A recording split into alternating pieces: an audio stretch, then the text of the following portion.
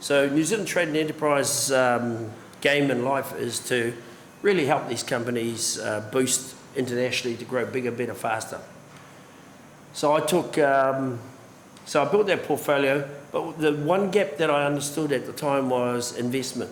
I understood that the number one biggest problem in business is capital, but it's actually not capital. It's something else is the problem, but capital helps actually oil the wheels to solve that problem.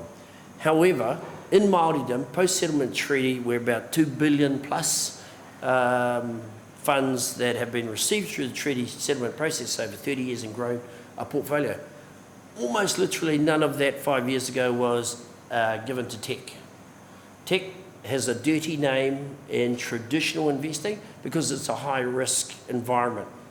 And what that meant was no investor that got onto a holding company for a tribe ever got fired for being safe and not putting their money in tech, which means you have a problem from an investment point of view. So investors needed education. So what I did was I put a bunch of those people together with the software companies. We went to market. We came back after 3 trips and $72.5 million worth of deals inked. And what that showed to the investors was, hey, there is a different way of building our Māori economy. And because you put them on the back of the bus with some software exemplars who commercially know exactly what they're doing, but they don't blow hard about it, built trust. And then these investors started investing in those companies. And so we started a new momentum. What I did was I sat down with those companies and I said, right, so, you know, we've got about 20 of you in the portfolio. It's not enough for me to make you billionaires. That's not going to light me up and get me out of bed at night, in the morning, sorry. And so they said, what do you want? And I said, I want to work out how we can build 100 more of you, operating from out of our regional centres and our communities through the engine of Auckland to global markets. Dublin tech for the EU, Silicon Valley in the US, and Singapore tech for Asia. And they said, well, that's easy. All you have to do is solve the first problem. What's the first problem? A disconnected tech venturing ecosystem. And their problem was that out of all those 20 exemplars, not a single one of them had any assistance from New Zealand to go global. So that's an indictment on a country. And so I did not have an enjoyable time in the last few years working in the government. Their risk appetite was one that was born out of their experience in New Zealand, lack of exposure to international, lack of understanding about tech, lack of understanding about investment in tech. Up until just a few years ago, we only ever had $200 million invested in tech companies in New Zealand. Give you a little bit of a scale of difference. Up until 2003, we only ever had, that was when we had our first venture capital company. Silicon Valley started in the 1970s. The UK started their venture capital industry back in the 1990s. So every other country in the world has had a massive head start on us. We're very remote. And we didn't even know that we didn't feature. We didn't even know that we didn't matter in the world until more recently. So what that means is that our industry, from a capital point of view, is very immature, very lacking in knowledge, very lacking in international awareness. And so the order of scale is this. We have 5 VC companies in New Zealand, and they're barely doing about 200 million investment into tech companies annually in New Zealand. Silicon Valley, 500 VC companies doing $500 million US per annum. So you can see we're not even the pimple on the bum of the fly on the tail of the dog. So what it means is, if you come to a place like Gisborne and you hold conversations with the economic leadership in this town, they don't know that. They don't even know what they don't know. Lack of diversity, so what you've got is you've got iwi investment, 90% of it's actually in property, and 90% of that's actually in our primary sector. So our iwi investment is only just starting to learn and get its head around tech. The challenge and the problem is that tech is disrupting everything. So who watches Netflix? Yeah, majority of the room, right? You don't have Uber in Gisborne yet, so that's okay. But the point is that tech disruption is disrupting industries and it's disrupting business models. God isn't creating any more land. So the only future forward for the primary sector is productivity. And productivity comes, a large proportion of that's going to come out of the tech sector.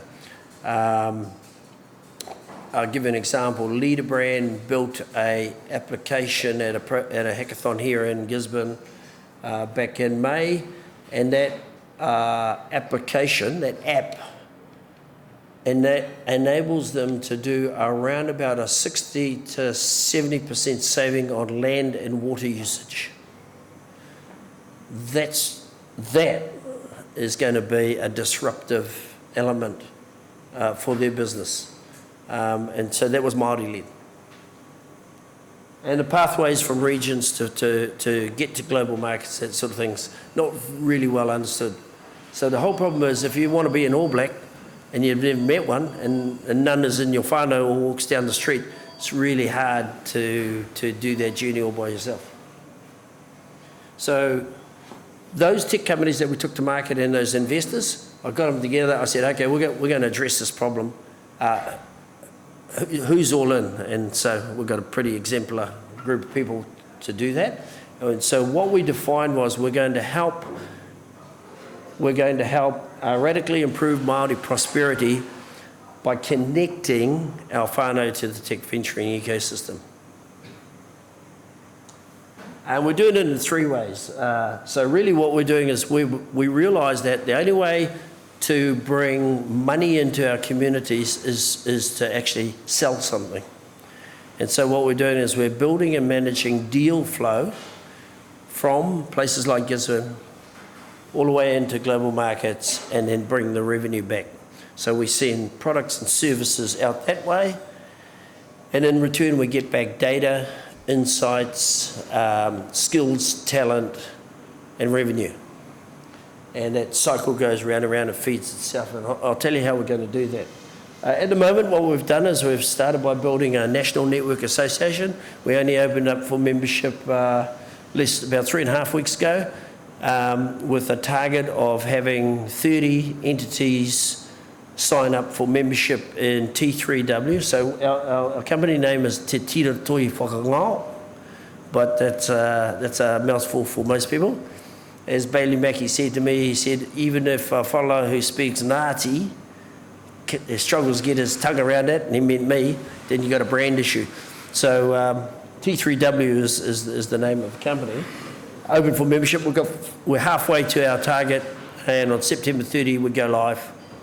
But we've got 100 on the database, so we don't think it's going to be a struggle to get to 30 members. And then with the National Association, what that means is you've created the centre of gravity for a national conversation around how do Māori together collectively solve the problem of jump-starting tech venturing economies from regional New Zealand. We've already trialled a whole lot of things, 1.5 years in Gisborne. We've trialled a number of activities and events through the engine piece. That's where you make your money. And so there is an entire tech strategy that has been endorsed by the Tairāwhiti Economic Action Plan Governance Group, 17 people governance group in the region, which is made up of the local authority, all of its subsidiaries, the Economic Development Agency, the Community Trust, etc., the corporate and business community, and the 4 iwi. And that tech strategy will go public soon. And part of that tech strategy requires T3W to be on the ground in Gisborne implementing the strategy. There will be building of an innovation centre, building and helping startups get going and helping them commercialise and invest and get off to market. And the third one is building a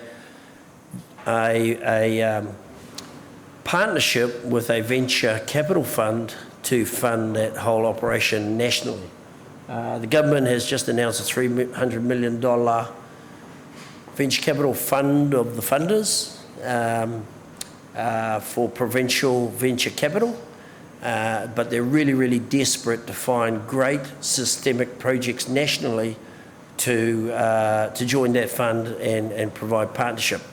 T3W is, I've just been called by MB and they've told me that there is no systemic nationwide Māori project in the Māori economy, but T3W is the only one.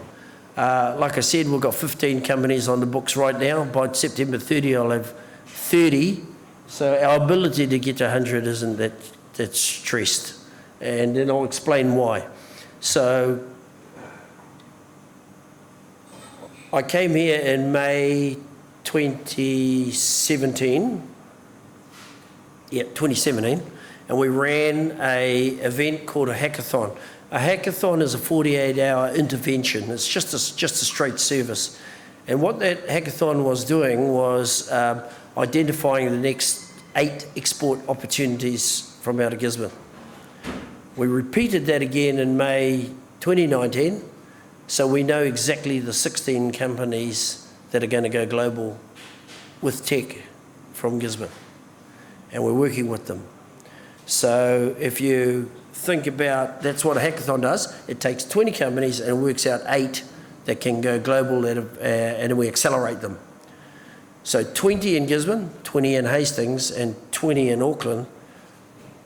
They're not even in my 30 starters, so that's 60. So you can see how you get to 100 pretty quickly.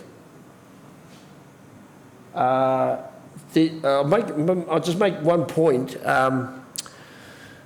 In the tech sector, this is how fast things happen.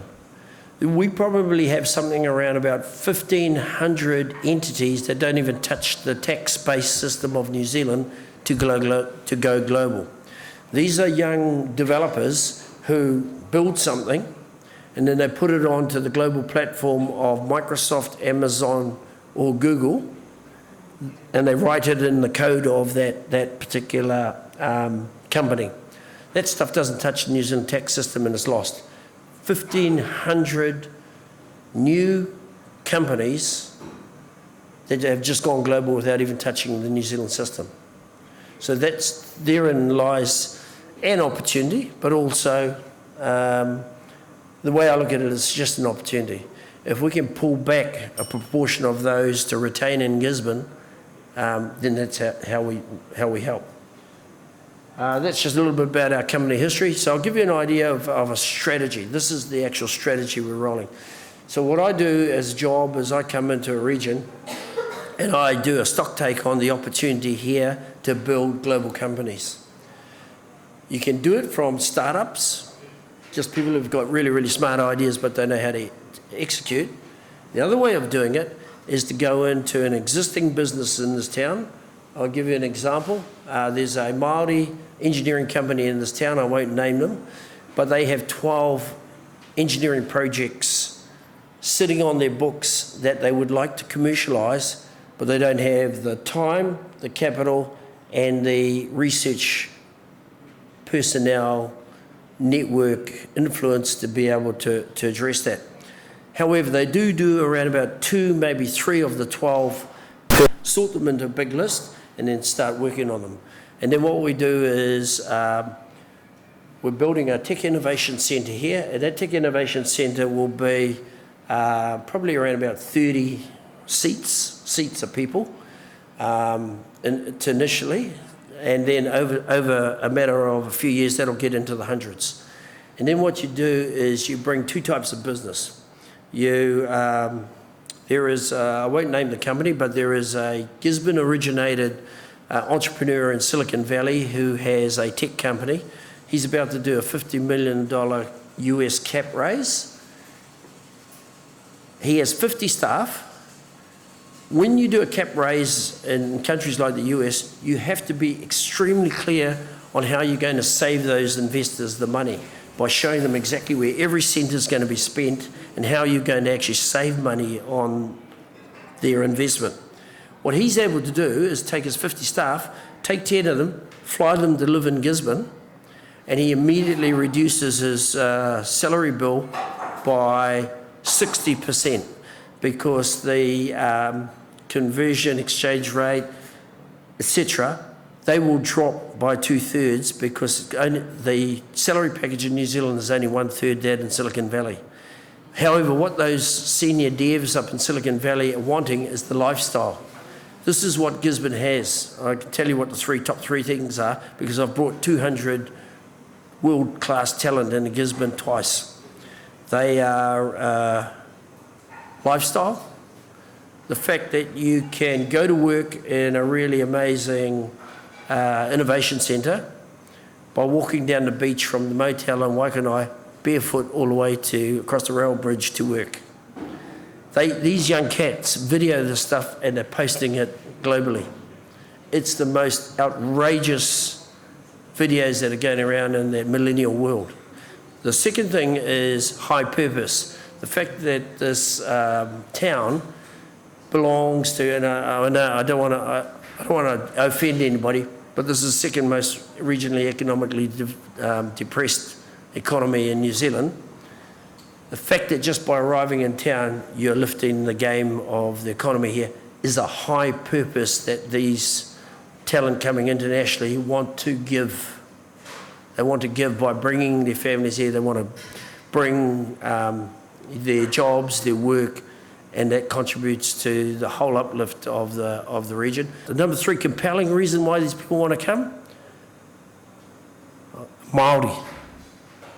Most stunning thing I've ever heard of. It's the 49% Māori population of this region makes this one of the most colourful, authentic, deeply enriching cultural experiences for a global traveller. This is an untapped opportunity, and so we're going to build on that with the Tech Innovation Centre. I'll give you an example. You have surgeons arriving every 6 months into Gisborne Hospital, and I spoke to the wife of one of the surgeons, and she said, I came here, my husband was, all they said was, there's the rental, that's it. And she said, now I've discovered that there's this whole life around here called tribes, Māori, Indigenous, and spoken to you, and I didn't understand how enriching that was.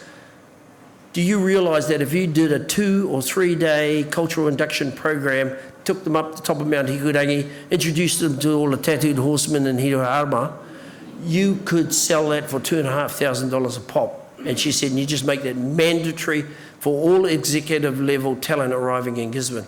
Now, most of you probably won't know, but we're talking hundreds of people come at an executive level in town, and then they go, and they don't even ever get to have a marae experience, that's the thing. So there's a rich opportunity here to actually base a Tech Innovation Centre that is welcoming global talent and then allowing our kids to see what success can be for all of us. So that's my job, is to do that here. And then I'm replicating that right now in Hawke's Bay, and we're replicating that in Auckland. And the only limitation on us rolling that out to 6 to 7 other regions is I'm just trying to hire the people to do it in the other regions. And then you connect that all up into Dublin.